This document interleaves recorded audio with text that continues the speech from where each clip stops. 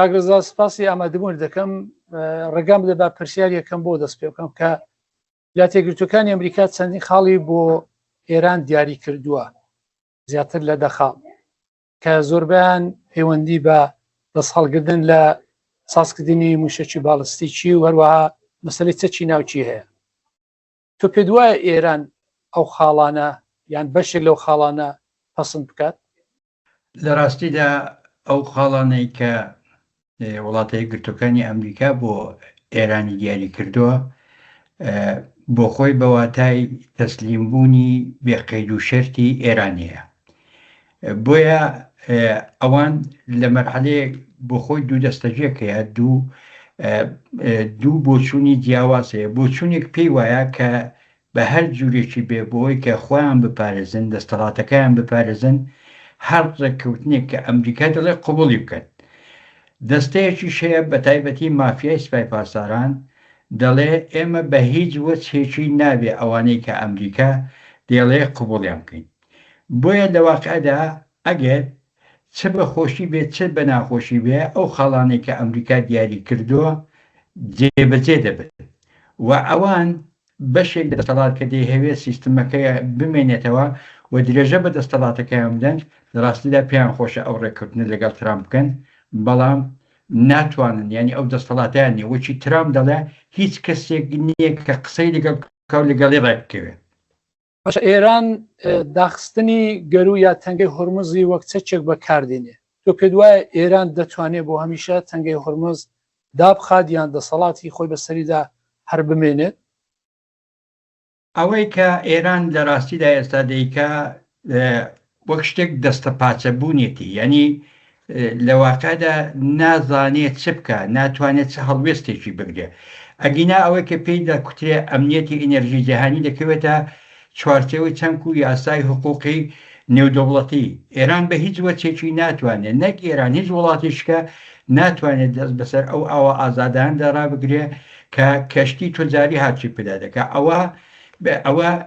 گەروی ئابووری دنیاە. ئێستا ئێران بۆ شێوە دەستی دە گەروی ئابووری دنیاە ناوە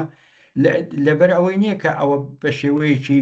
ئستراتیژیک بێوبی هەیە بۆ هەمیشە تەنیا لەبەر ئەوەی کە فشار بۆ کۆمەلگای نێودەوڵەتی بێنێ و کۆمەلگای نێودەوڵەتی ئەمریکا ناچار بکە کە لە واقعدا دەست لە ئەو هێرشانەی بۆ سەر ئێران هەڵبگرێ. بەڵام ئەوەی کە تا ئێستا نەتیجە داوەتەوە نەتیجەی مەعکوسە. ئەوە خەریکە کۆمەلگای نێودەوڵەتیش وردەوردە ڕازی دەبێت کە ئەمریکا دەخالەتی زیاتر بکات لە مەسەلەی تەنگەی هۆرمزدا بۆی کە ئێران ئەو ئەمنیەتە جەهانیش خەریکە دەخاتە ژێر پرسیار. بۆچوونی من ئەم پێم وایە لە واقعدا گرتنی تەنگەی هۆرمۆز بۆ خۆی مەترسیدارترە حتا لە مەسەلەی سوپای پاسداران مەترسیدارترە لە چەکی ناوەکی چونکە گە چەکی ناوەتی و سوپای پاسداران مەترسیەکی منتەقەیی بێ تەنگەی هۆرمۆز مەترسێکی جیهانیە. بۆیە ئەو مەترسێ جیهانیە ئەگە ئێران بە شێوەی تاکتیکی ئێستا بەکارهێناوە دلیلی اختلافێکە کە دەبینی ئەمریکا و هاوپەیمانەکاندایە و ئەو اختلافە هەتا سەر نییە. هەر ئێستا ئەوەی کە دیارە ناتۆ هاتوتە مەیدانێ بە جوورێکی و دەیانەوێت دەخالەت بکەن لە مەسەلەی تەنگەی هۆرمۆزدا. حتا چین کە بۆ خۆی خاوەنی حەقی وێتوێ چین کە بەشێک لە ئەو بەرژەوەندی ئابوورەی لە تەنگەی هۆرمۆز وەردەگرێت ئێستا کوونێ موافقە کە ئەو تەنگەیە بکرێتەوە چونکە جیاواز لەوەی کە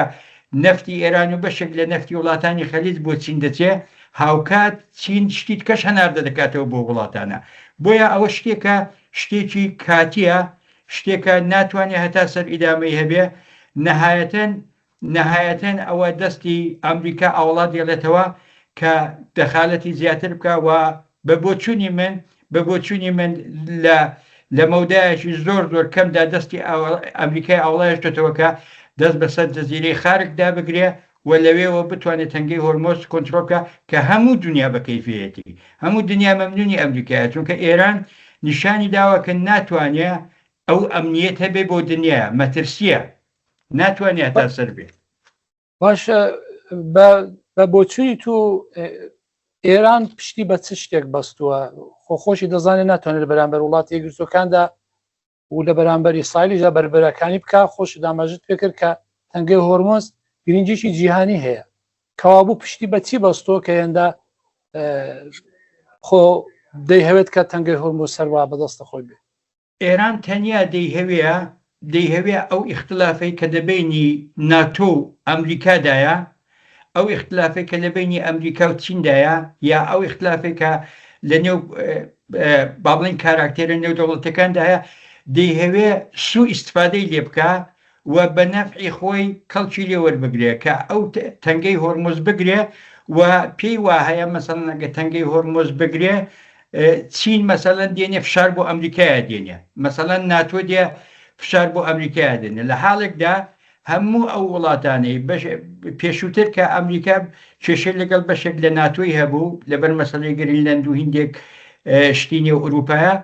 ئێستا کونێ خەریکن ئوروپایەکان خەریکن دێنە سەر ئەو قەناعەتەی کە دەخالەتی ئەمریکا پێویستە. ئێران دەیهەوێ ئەو فشارە بێنێ بە قەول قورقڕۆسکەی ئابووری دنیای گرتووە بۆەوەی کە ئەو فشارە ئابووری کە لەسەر دنیاە هەیە ئەو فشارە بێتە بۆ هۆکارێکەوەی کە خەڵک بڵێن خەڵکی دنیا کۆمەلگای نێودەوڵەتی و کۆمەلگای نێودەوڵەتی و نێونەتەوەی بڵێن کە ئەو فشارە خەتای ئەمریکایە. لە حاڵێکدا وەک دەڵێ شتەکە بە پێچەوانە بۆتەوە. ئێستا کونێ کولی دنیا قەناعەتی لەسەر ئەوەی هەیە کە جمهوری ئیسلامی واقعاً هێزێکی زۆر مەترسیدارە و ئەوەی کە ئەمریکا دێکا مەشروعە ڕەوایە، چونکە ئەمریکا ئیسپاتی کردووە کە ئەو ئەمنیەتە ئابووری و ئەو ئەمنیەتە نێودەوڵەتیە سەبارەت بە وزە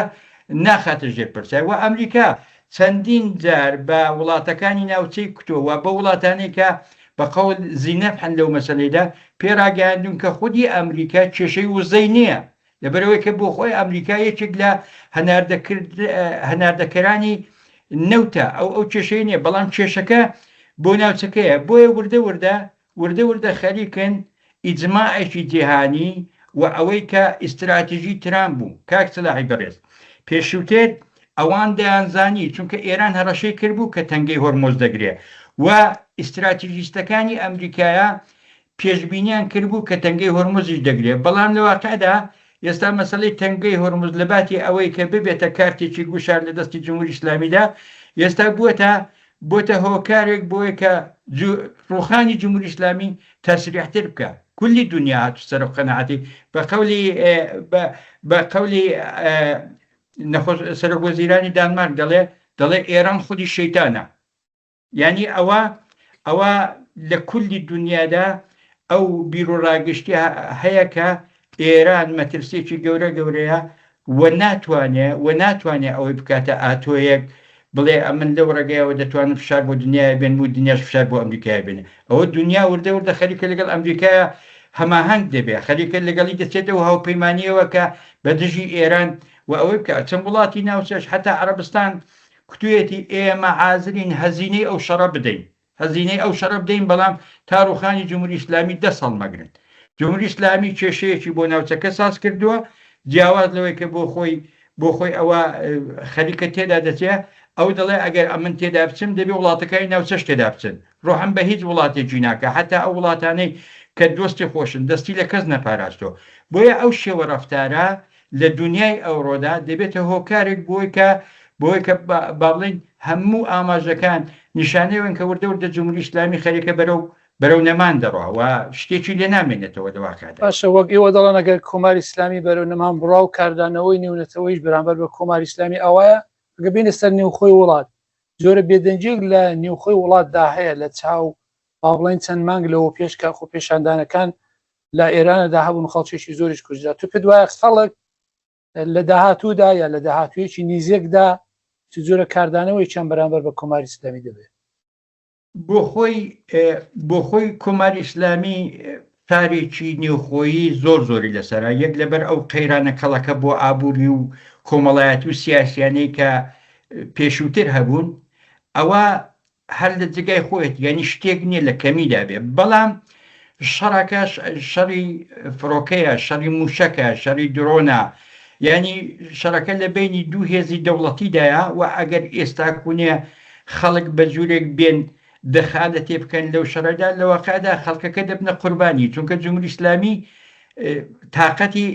ناتوانێت دەرەقەتی ئەمریکا نایە دەرەقەتی ئیسرائیل نایە بەڵام بە ئاسانی دەتوانێت مەسەن خەڵک لەسەر خەیابان قەتڵ و عام بکە و ئەوان ئیسپاتیان کردو سپای پاسداران ئیسپاتی کردووە کە هیچ ملاحظەیەکی بەنسبەت پارێزگاری لە ژیانی خەڵکی نییە مثلا هەیە هندێک ڕەنگە هندێک وڵات ئەگەر مەسلەی ئەمنیەتەکەی بکەوێتە ژێر پرسیار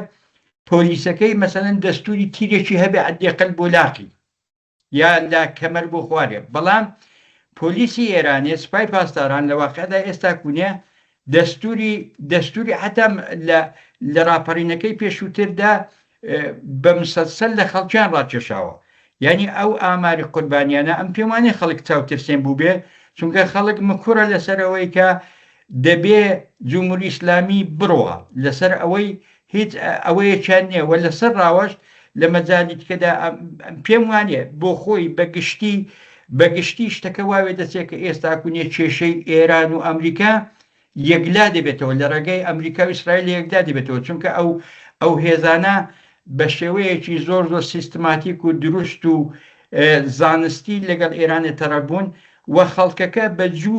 بە جوورێک چاوی لەوەیە کە بزانێ ئایا ئەو کێشەیە چی لێدێتەوە قەتعەن ئەگەر با بڵین ئەمریکا کە ئەو شتە غەیر ممکنە پێم وایە غەیر ممکنە ئەمریکا بۆ هەموو بودجەیەوە کە خەرجی کردووە بۆ هەموو هێزەیەوە کە هێنایەتی بۆ هەموو بەرنامەیەوە کە هەیەی و بە تایبەتی کە ئێستا موقعەتێکی زۆر باشەیە بە دووری دەزانم کە ئەمریکا پاشگەز بێتەوە لە مەسەلەی ڕوخانی ئێرانێ بەڵام ئەگەر بڵین ئەگەر ئێستا کوونێ ئەمریکا لەو موقعەتەی لەو وەزعەتەی بکشێتەوە و بڵێ ئەمن دەست ڕادەگرم و لەگەڵ ئێرانە من شەڕ ڕادەگرم و چیت کە شەڕ ناکەم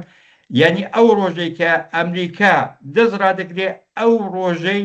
بزوتنەوە سەراسەرەکانی ئێرانە سەر هەڵدەدەنەوە و قەتعەن جمهوری ئیسلامیش ئەو جارەکانە بەرگەی ڕاپەڕینی خەڵکی ناگرێتەوە چونکە لە دەوری پێشووتردا کەسانێک هەبوون ئۆتۆریتیان نەبوو ینی ئۆتۆریتی سەرکوتیان نەبوو بەسەر کۆمەڵگای ئێرانەدا ئێستا ئێران جامعەیەکی بێڕەهبەرە دەوڵەتێکی بێڕەهبەرە دەوڵەتێکی بێکردارە و تەنیا لە چوارچەوەی شانتاژ و هندێک هەرو جیفدا ماوەتەوە بۆیە قەتعەن ئەگەر کار بکەوێتە قۆناغێک کە بزوتنەوەی گەلانی ئێران لەگەڵ جمهوری ئیسلامی تەڕەبێ بە بڕوای من ئیدی ئەو جارەکانە کاری جمهوری ئیسلامی لەو ڕەهەندەشەوە یەکسەر دەبێت ڕزامینی چەلاکی سیاسی گەلێکتان سپاس دەکەین بۆ هەموو توێژە زۆر سپاس کاک سەلاحی بەڕێز سپاس بۆ جەنابت و بۆ هاوکاران هەر بژین